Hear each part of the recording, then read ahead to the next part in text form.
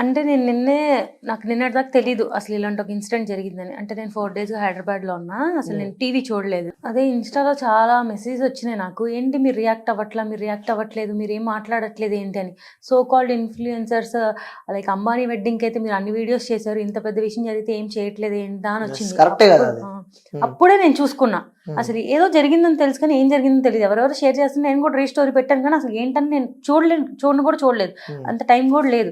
సరే నేను కూర్చొని చూస్తే ఆ న్యూస్ చూసినప్పటి నుంచి నేను మెంటల్గా ఎంత ట్రామా అయిపోయానంటే ఇప్పుడు మాట్లాడుతుంటే కూడా నా చేతులు షివర్ అవుతుంది, ఎంత స్వెట్టింగ్ వస్తుంది, టెన్షన్. లైక్ ఎంత దారుణంగా కూడా ఒక అమ్మాయిని చేయగలిగారా అండ్ అది కూడా అంత కష్టపడి పనిచేసి ఇప్పుడు ఏంటంటే రీల్స్ చేస్తున్నారు, వీళ్ళ వల్లే సొసైటీ ఇలా అయిపోతుంది, సెలబ్రిటీస్ ఇలాంటి డ్రెస్సెస్ వల్లే ఇట్లా అయిపోతుంది అంట. అమ్మాయి ఏం చేయలేదు కదా, అమ్మాయి కష్టపడి నైట్ అంతా డ్యూటీ చేసింది, అలసిపోయి రెస్ట్ తీసుకోవడానికి వెళ్ళి పడుకుంది. అది కూడా ఒక కాలేజ్ సేఫ్ ప్లేస్ లో. నేను చదువుకున్నప్పుడు చాలా సార్లు నైట్ షిఫ్ట్ చేశాను కోవిడ్ టైంలో. అదే అడుగుదాం అనుకున్నా. So as a doctor, as a dentist గా సో నువ్వు చదువుకున్నావు, సో ఎలా ఉంటుండే అంటే నైట్ షిఫ్ట్ లో నువ్వు ఉన్నావా? నేను ఇంటర్న్షిప్ చేశాను గవర్నమెంట్ హాస్పిటల్లోని. సేమ్ తను ఎలా గవర్నమెంట్ కాలేజ్ చేసింది, నేను అలాగే గవర్నమెంట్ కాలేజ్లో నేను ఇంటర్న్షిప్ చేశాను. ఆ ఇంటర్న్షిప్ చేసినప్పుడు 3 months మేము నైట్ షిఫ్ట్ చేసాం. నైట్ షిఫ్ట్ చేసినప్పుడు ఎలా అంటే మాకు 24 hours డ్యూటీ ఉంటుంది, తను 36 hours డ్యూటీ చేసింది. అంటే 1.5 day నిద్రపోకుండా 36 hours కంటిన్యూస్ డ్యూటీ చేయాలి. 24 hours నిద్ర ఉండకుండా నేను చేసిన తర్వాత ఫుల్ డే, ఇవాళ మార్నింగ్ 8 నుంచి నెక్స్ట్ డే మార్నింగ్ 8 వరకు నాకు డ్యూటీ. ఆ నైట్ అంతా నించొని చేసి నెక్స్ట్ డే మార్నింగ్కి షిఫ్ట్ వాళ్ళు లేట్గా వస్తే 9 దాకా చేయాలి, 10 దాకా చేయాలి. ఆ పాయింట్లో నేను నా ఫ్రెండ్స్కి కాల్ చేసి ప్లీజ్ మీరు నెక్స్ట్ షిఫ్ట్ వాళ్ళు రండి, నా కాలంతా వాటర్ బబుల్స్, ఆ వాటర్ బబుల్స్ పెయిన్ నడుస్తుంటే అయినా నడవాలి, అట్లాగే వాటిపైన నడవాలి, ప్లీజ్ నా వల్ల కావట్లా రండి. ఆ పెయిన్ ఎట్లా ఉంటుందో మాకు తెలుసు. 36 మాకు అసలు కూర్చోడానికి కానీ ఉండడానికి కానీ పీజీస్కి కానీ ఇంటర్న్స్ కానీ ఎక్కడ ప్లేస్ ఉండదు, రూమ్స్ ఉండవు, ఏమీ ఉండవు. ఎత్తుక్కుంటాం మేము, ఏదైనా రూమ్ ఖాళీ ఉందా వెళ్ళి కూర్చోడానికి అని వెతుక్కుంటా ఏదైనా సెమినార్ రూమ్స్, అప్పుడు క్లాసెస్ జరగవు కదా, జరగనప్పుడు నైట్ టైం ఆ ఖాళీగా ఉంటే అక్కడికి వెళ్ళి కూర్చొని రెస్ట్ తీసుకుంటాం, తినాలంటే అక్కడికి వెళ్ళి కూర్చొని తింటాం. మాకంటే ఒక ప్లేస్ కానీ ఏమీ ఉండదు. అంతలాగా అమ్మాయి కష్టపడి ఆ డ్రెస్ వేసుకొని పడుకుంది రెస్ట్ తీసుకోవడానికి. సో ఒక ఫ్యామిలీలో ఇప్పుడు మా మమ్మీ నాకు లాస్ట్ ఇంటర్వ్యూ చెప్పినప్పుడు ఎప్పుడు కాల్ చేస్తూనే ఉంటుంది. మా మమ్మీ ఒక్క టైంలో నాకు కాల్ చేయదు, అది నేను జాబ్ వర్క్లో ఉన్నప్పుడు. ఎందుకంటే అప్పుడు డిస్టర్బ్ చేయకూడదు. అండ్ చుట్టూ చాలా మంది పేషెంట్స్ ఉన్నారు, చాలా మంది డాక్టర్స్ ఉన్నారు, తను ఒక సేఫ్ ప్లేస్లో ఉంది అనుకొని పేరెంట్స్ ఇంట్లో మా అమ్మాయి సినిమాకి వెళ్ళినా ఫోన్ చేస్తారు, పబ్కి వెళ్ళినా ఫోన్ చేస్తారు, గుడికి వెళ్ళినా ఫోన్ చేస్తారు, ఎక్కడికి వెళ్ళినా ఫోన్ చేస్తారు. కేవలం డ్యూటీలో ఉన్నప్పుడు మాత్రమే వాళ్ళని డిస్టర్బ్ చేయకూడదు, సేఫ్ ప్లేస్లో ఉంది అనుకొని పడుకుంటారు. అలా పడుకున్నప్పుడే వాళ్ళ అమ్మాయి ఇట్లా అయిపోయిందని వాళ్ళకి తెలిస్తే ఆ న్యూస్, నేను అలా కోరిలేట్ కూడా చేసుకోలేకపోతున్నాను అనమాట అమ్మాయి ప్లేస్లో పెట్టుకొని. అంటే ఎలా చూడవచ్చు అంటావు అంటే అంత కష్టపడి ఒక అమ్మాయి అంత సేఫ్ ప్లేస్, అది ఎక్కడో జరగలేదు, అదే హాస్పిటల్లో జరిగింది అంటే ఎలా చూడొచ్చు అంటారు అంటే ఒక ఇంట్లో వాళ్ళు కానీ ఆ కుటుంబ సభ్యులు కానీ ఎవరైనా సరే నమ్మి ఆ జాబ్కి పంపిస్తారు. సో నమ్మి నా కూతురు స్కూల్ అన్నా కానీ లేకపోతే కాలేజ్ అన్నా కానీ లేకపోతే వర్క్ ప్లేస్ ఉంటుంది కదా, సో ఇవన్నిటిని ఒక దేవాలయాల్లాగా పేరెంట్స్ నమ్మి, సో మీరు చెప్పినట్టే సో స్కూల్కి వెళ్తే కాలేజ్కి వెళ్ళినా వర్క్ స్పేస్లో ఉన్న ఎక్కడున్నా పేరెంట్స్ నమ్మి కాల్ చేయరు, అదే నా కూతురు ఎక్కడున్నా సంతోషంగా ఉంది, సో నా కూతురు జాబ్ చేసుకుంటుంది, సో చుట్టుపక్కల కొన్ని వేల మంది ఉంటారు, నా కూతురికి ఏం కాదని చెప్పి అనుకున్న తల్లిలకి సడన్గా నీ కూతురిక లేదు, నీ కూతురిగా చనిపోయింది, లైక్ నీ కూతురు ఇలా ఎవరో రేప్ చేశారు అని చెప్పి ఇలాంటి వార్తలు వింటూ ఉంటే అసలు ఏంటి అసలు డైజెస్ట్ చేసుకోగలుగుతారా? ఈ అమ్మాయికి కూడా చనిపోయిందని కూడా చెప్పాలా. నైట్ 4 o'clock 6 o'clock జరిగింది. ఫస్ట్ ఏమో ఒంట్లో బాగాలేదని కాల్ చేశారు వాళ్ళ పేరెంట్స్ కి. ఒక ½ an hour తర్వాత సూసైడ్ చేసుకుందని కాల్ చేశారు. అది గవర్నమెంట్ కాలేజ్ అవ్వడం వల్ల ఏం జరిగినా గవర్నమెంట్ మీదకి వస్తుంది కాబట్టి ఆ గవర్నమెంట్ కాలేజ్లో జరిగింది ఒక సూసైడ్ లాగా క్రియేట్ చేశారు. ఆ అమ్మాయిని సెమీ న్యూడ్గా అట్లా నేకెడ్గా అందరూ జనాలు వచ్చి చూసేంత వరకు కూడా అట్లాగే ఉంచేశారు. ఆ ఫొటోస్ అట్లా వస్తుంటే మేము ఇక్కడి నుంచి చూసే వాళ్ళకే మేము అసలు తట్టుకోలేని స్టేజ్లో ఉన్నాము. వాళ్ళ పేరెంట్స్ వెళ్ళి అది లైవ్గా చూసి అంత దారుణంగా అమ్మాయి హారబుల్గా రేప్ అండ్ మర్డర్ జరిగినా కూడా సూసైడ్ అని అసలు వాళ్ళు ఎలా చెప్పారు, వాళ్ళకి అసలు నోరు ఎలా వచ్చిందో కూడా. అంటే ఈ ఘటనను చూస్తూ ఉంటే ఏమనిపిస్తుంటే యాజ్ ఎ డాక్టర్గా, యాజ్ ఎ డెంటిస్ట్గా ఏమనిపిస్తుంటే ఒక అమ్మాయిగా? అంటే ఇంక ఎక్కడా సేఫ్టీ లేదు మాకు. బయటికి వెళ్ళడానికి సేఫ్టీ లేదు, రాత్రిపూట తిరగడానికి సేఫ్టీ లేదు, పొద్దున్న బయటకు వెళ్ళడానికి లేదు, ట్రావెల్ చేయడానికి లేదు, ఏం చేసినా సేఫ్టీ లేదు. ఏం చేసినా కూడా మీ డ్రెస్ బాగాలేదు, మీరు ఎట్లా ఉన్నారు. అండ్ ఆ కాలేజ్ ప్రిన్సిపల్ కూడా ఎందుకు ఆ అమ్మాయి ఆ టైంలో అక్కడ ఉంది అంటే వాళ్ళు ఏం ప్రొవైడ్ చేయలేదు.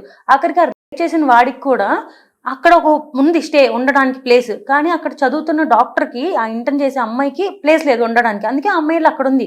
నువ్వే కనుక అక్కడ ప్లేస్ ఇచ్చుంటే అమ్మాయికి ఉండడానికి, ఆ అమ్మాయి వెళ్ళి ఒంటరిగా ఆ రూమ్ లో కూర్చోదు కదా. సో ఇంకొకటి ఏంటంటే అమ్మాయి ఒక్కతే అక్కడికి వెళ్ళింది అని చెప్పి కూడా కొన్ని వార్తలు వింటూ ఉన్నాం. సో అమ్మాయి ఒక్కతే అంతమంది క్రౌడ్ వదిలిపెట్టి అమ్మాయి ఎక్కడికి వెళ్ళి ఎందుకు పడుకుంది అని కూడా. మరి ఎక్కడ పడుకుంటుంది ఆ అమ్మాయి? ఒక అమ్మాయి వెళ్ళి కూర్చొని అందరి మధ్యలో పడుకోలేదు కదా. ఆ అమ్మాయి ఎక్కడ కూర్చున్నా కూడా స్ట్రైట్ గా కూర్చోవాలి. అమ్మాయి పడుకోకూడదు కదా ఎవరి ముందు కూడా. అబ్బాయిలు ఎక్కడైనా ఎక్కడ పడితే అక్కడ పడుకోవచ్చు, కానీ ఒక అమ్మాయి పడుకుందంటే బ్యాడ్ గానే చూస్తారు. సో ఆ అమ్మాయి ఎవరు లేని చోటే కదా వెళ్ళి కూర్చొని పడుకోగలదు. అప్పుడు కూడా అక్కడికి వచ్చి కొంతమంది నర్సెస్ మాట్లాడితే అప్పుడు కూడా అమ్మాయి 2 o'clock కి కూడా ఆ స్టాఫ్ నర్సెస్ కి ట్రీట్మెంట్ గురించి చెప్తుంది. అంతా అయిపోయింది. 3 o'clock కి కూడా తను పడుకొని ఉంది బెడ్షీట్ వేసుకొని. ఒక 45 minutes లో అమ్మాయి కెరియర్ లైఫ్ అంతా పోయింది. వాళ్ళ ఫ్యామిలీకి ఇంకా అమ్మాయి లేదు. ఎంత కష్టపడితే వస్తుందో గవర్నమెంట్ కాలేజ్లో సీట్, నీట్ ఎంత కష్టపడి క్రాక్ చేస్తే వస్తుందంటే.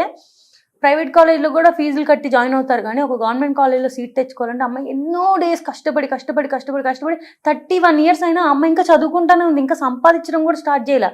ఇంకో సంవత్సరం అయితే ఆ అమ్మాయి అయిపోయిద్ది, అప్పుడు సంపాదించడం స్టార్ట్ చేసిద్ది. అమ్మాయి లైఫ్ కూడా ఏం బతుకుండదు, ఏం పెళ్లి చేయదు, ఏం జరగని కూడా జరగలేదు. 31 years గా అమ్మాయి చదువుకుంటానే ఉంది, కష్టపడుతూనే ఉంది. అంతా కష్టపడి ఇంకొక ఇయర్ అయిపోద్ది, తన చదువు అయిపోద్ది, ఇంక బయటకు వచ్చిద్ది, హ్యాపీగా బతికిద్ది అన్న టైంలో ఒక జస్ట్ ఒకటి ఫీలింగ్స్ వాడు కంట్రోల్ చేసుకోలేక వాడికి 30 to hardly 40 minutes మొత్తం అమ్మాయి లైఫ్ అంతా పోయింది అక్కడ. నేను నా ఫ్రెండ్స్కి అందరికీ ఫోన్ చేసి ఇలా జరిగిందంట. వాళ్ళందరూ కూడా ఎవరు చదువుకొని కూడా చదువుకోలేకపోతుంది. నా ఫ్రెండ్ MBBS ఎగ్జామ్కి చదువుకుంటుంది. ఏం జరిగింది ఇట్లా అంటే, నేను చదవని కూడా చదవలేకపో. అందరూ మేమంతా కోరిలేట్ చేసుకుంటున్నాం దానికి. అండ్ ఏంటంటే నేను దీనికి చాలా డిప్రెషన్కి వెళ్ళిపోయాను నిన్న దీనివల్ల. నేను ఒక వీడియో చేస్తే దాని కింద కామెంట్స్ కూడా, మీకు మాట్లాడే అర్హత లేదు, మీరు వీడియోలు చేయడం వల్ల ఇలా చేస్తారు, మీరు చూడడం సరిగ్గా చూస్తే ఇలా ఉండదు కదా. సరే మేము వీడియో చేసిన ఇట్లా ఆ అమ్మాయి అలా చేయలేదు కదా, మరి ఆ అమ్మాయికి జరిగింది ఏంటి? ఇక మీరు మిగతా అందరికి జరుగుతుంది, అప్పుడు ఎవరు మాట్లాడలే ఇప్పుడు వచ్చి మాట్లాడచ్చు అంటే ఇది కంప్లీట్ గా రేపు మాకే జరగచ్చు. మేమే ఒక డ్యూటీలో ఉన్నప్పుడు మాకే జరగచ్చు. ఎన్నోసార్లు మేము అలా సెమినార్ రూమ్ లో కూర్చున్న రోజులు ఉన్నాయి. అది రేపు మాకే జరగచ్చు. అలా మేము అంత దగ్గరగా మాతో పాటు ఉన్న సిస్టర్ లాగే కదా అమ్మాయి, మాతో పాటు ఉన్న డాక్టర్ అంటే మీలో ఒకరు అన్నట్టు. అంతలాగా మేము కోరిలేట్ చేసుకుంటున్నప్పుడు అది కూడా ఎంత హారిబుల్ గా, అమ్మాయి పెల్విక్ బోన్స్ ని విరక్కొట్టేసి, ఒక బోన్ ని విరక్కొట్టాలంటే ఎంత స్ట్రెంగ్త్ కావాలంటే, అది కూడా బాడీలో ఉన్న స్ట్రాంగ్ బోన్స్, పెల్విక్ బోన్స్, ఆ పెల్విక్ బోన్స్ రెండింటిని విరక్కొట్టేసి 2 కాళ్ళని 90 degrees లో ఇలా పెట్టారంటే ఆ అమ్మాయి ఎంత హారిబుల్ పెయిన్. అండ్ ఐస్ లోకి గ్లాసెస్, వెజైనాలోకి గ్లాసెస్, అండ్ ఫుల్ బ్లీడింగ్. ఎంత కష్టపడింది ఆ అమ్మాయి సర్వైవ్ అవ్వడానికి. ఆ జస్ట్ ఆ సీన్స్ ని అండ్ ఆ అమ్మాయికి జరిగిన ఇంజ్యూరీస్ ని, ఆ పోస్ట్ మార్టం రిపోర్ట్ ని, ఆ ఫొటోస్ ని చూస్తుంటే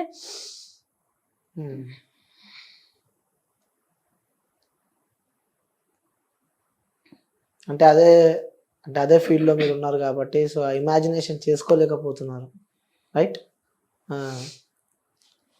సరే, ఇది పక్కన పెడితే, సో మీరు ఇప్పుడే చెప్పారు ఇన్స్టాగ్రామ్ లో మీరు ఒక రీల్ అప్లోడ్ చేశారు అని చెప్పి, దాని కింద కామెంట్స్ కూడా చాలా నెగిటివ్ వచ్చినాయి మీకు.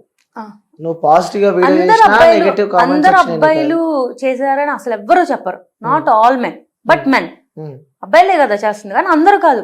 80% చాలా పాజిటివ్ గా రెస్పాండ్ అయ్యారు. అండ్ ఆ నెగిటివ్ కమెంట్స్ కూడా ఒక ఆయన నాకు అది చూసి, మీరు ఆ నెగిటివ్ కమెంట్స్ వాళ్ళు ఇలాగే పెడతారండి, మీరు దానికి అఫెండ్ అవ్వకండి, మీరు ఖచ్చితంగా సపోర్ట్ చేయండి, బయటకు వచ్చి మాట్లాడండి అని చెప్పే వాళ్ళు చాలా మంది ఉన్నారు. ఆ కాలేజ్ లో తనతో పాటు చదువుకున్న అబ్బాయిలందరూ సపోర్ట్ చేసే వాళ్ళు చాలా మంది ఉన్నారు. బట్ మెన్నే కదా చేస్తుంది at the end of the day. Okay, so నిజంగానే స్వాతంత్రం వచ్చిందా అంటే మీరు ఏమంటారు? అసలు నాకైతే ఎప్పుడు అనిపించలేదండి వచ్చిందని. ఎందుకంటే నేను ఇప్పుడు జాబ్ చేయడానికి హైదరాబాద్ వచ్చి కూడా మమ్మీ నాతో పాటు ఇక్కడే ఉంటుంది, మా డాడీ సింగిల్ గా ఉంటున్నారు విజయవాడలో. ఎందుకంటే భయం, ఇక్కడ ఎవరు తెలియదు, ఎవరేం చేస్తారో ఏ టైం చేస్తారో తెలియదు. ఎంత నమ్మినా వాళ్ళు అబ్బాయిలే కదా, at the end of the day వాడు ఏ రోజు ఎట్లా మారిపోతాడో తెలియదు. ఇంత మృగంలాగా వాడు ట్రీట్ చేశాడు.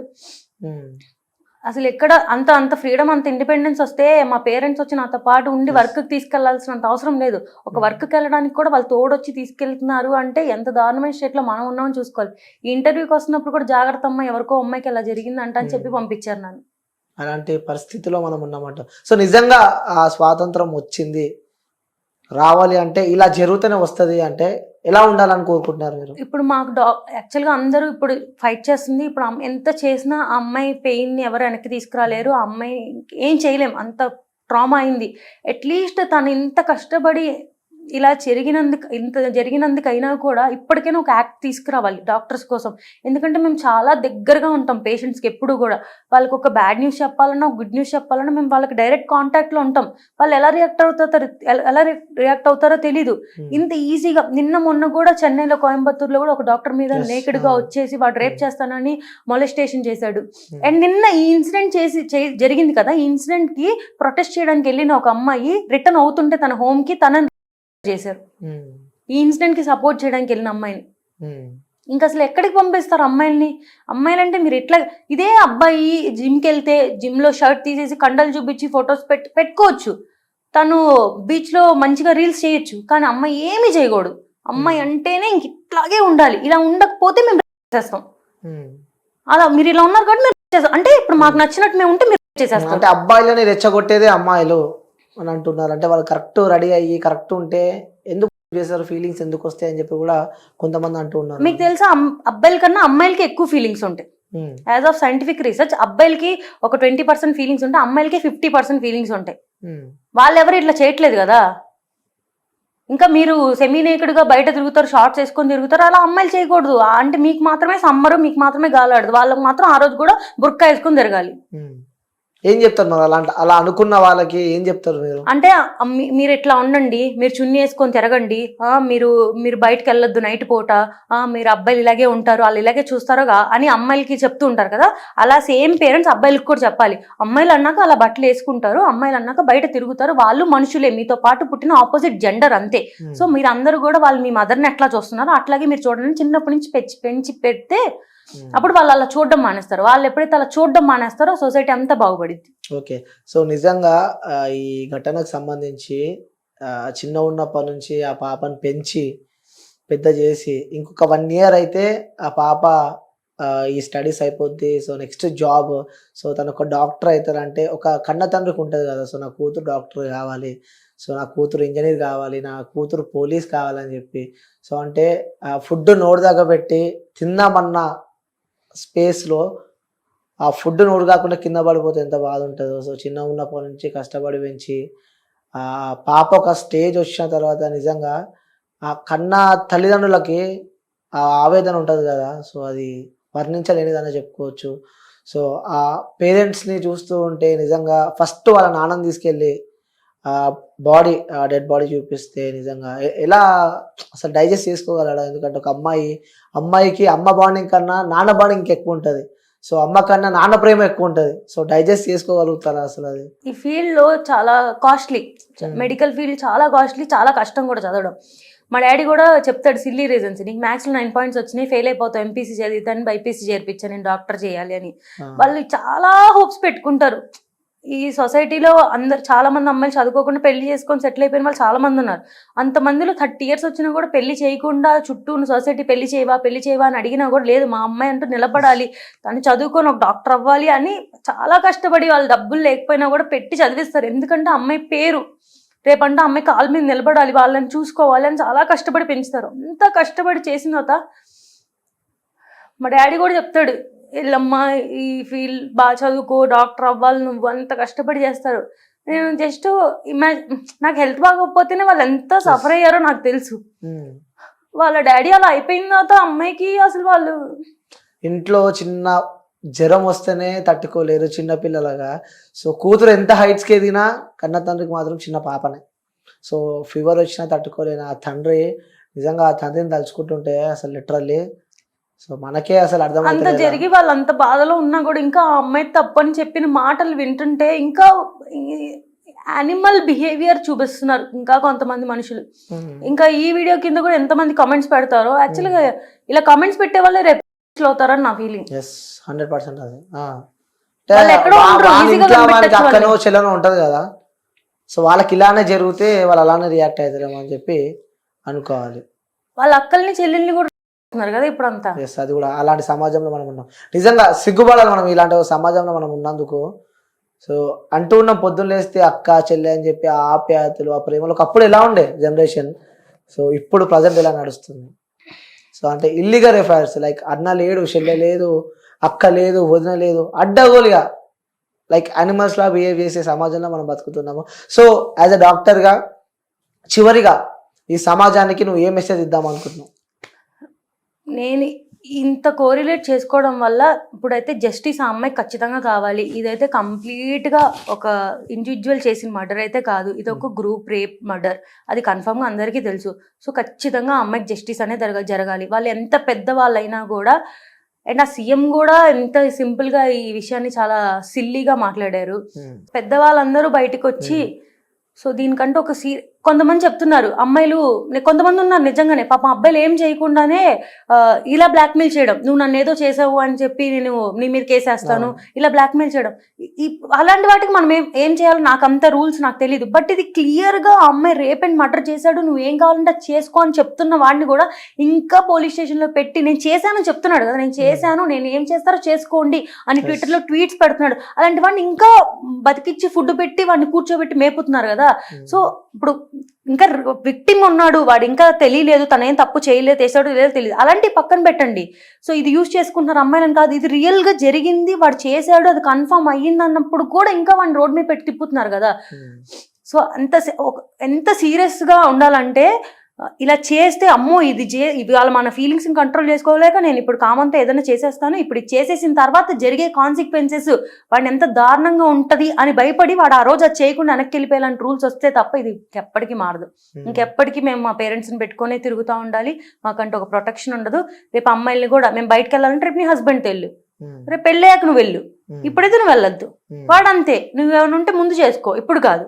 ఇంకా మాకంటే ఎప్పటికీ ఫ్రీడమ్ అంటూ రాదు. మేము ఎక్కడికి ఇండివిజువల్ ఒక్కళ్ళం కూడా మేము బయటికి తినడానికి కూడా మేము సింగిల్గా వెళ్ళలేము, ఒక తోడు ఉంటే. ఇప్పుడు నేనన్నా అంతే, ఒక్కదాన్ని ఎక్కడికి వెళ్ళలేను నేను, ఎవరో ఒకళ్ళు తోడుకోవాలి. ఎందుకంటే భయం, ఎంత ఇన్స్టాలో రీల్స్ చేసినా మేము అమ్మాయిలమే కదా, మాకు చాలా భయం ఉంటుంది.